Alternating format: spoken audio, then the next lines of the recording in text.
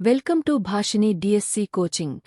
ఇంతవరకు ఈ ఛానల్ని చూడని వారు తప్పనిసరిగా సబ్స్క్రైబ్ చేయండి.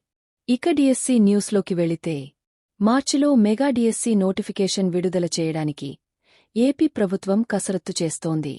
ఎస్సీ వర్గీకరణపై ఈలోగా క్లారిటీ రానుంది. నోటిఫికేషన్కు ఎలాంటి అడ్డంకులు ఉండకుండా సాఫీగా నియామకాలు జరగాలనే ఉద్దేశంతోనే ఇన్నాళ్లు నోటిఫికేషన్ విడుదల ఆలస్యమైంది.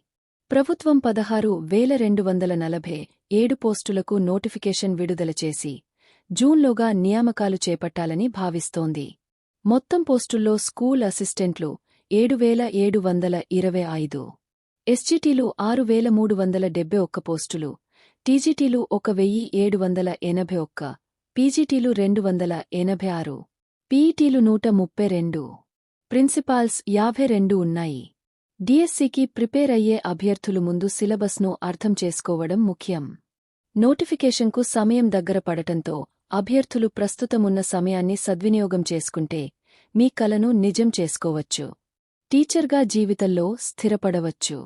అభ్యర్థులు ఎంత చదివినా ప్రాక్టీస్ చేస్తేనే మన ప్రిపరేషన్ ఏ విధంగా ఉందనేది తెలుసుకోవచ్చు. దాన్నిబట్టి ఏ సబ్జెక్టులో మనం వెనకబడి ఉన్నామో తెలుసుకుని దానిపై పట్టు సాధించడం ద్వారా డిఎస్సిలో ముందంజ వేయవచ్చు.